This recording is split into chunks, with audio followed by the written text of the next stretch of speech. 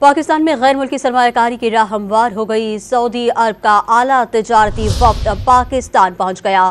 وفد کی قیادت سعودی نائب وزیر سرمایہ کاری کر رہے ہیں۔ 30 سعودی کمپنیوں سمیت 50 ارکان پر مشتمل سعودی وفد 3 روز تک پاکستان میں قیام کرے گا۔ پاکستانی تاجروں اور سرمایہ کاروں سے ملاقات اور تجارت و سرمایہ کاری کے نئے مواقع کا جائزہ لیا جائے گا۔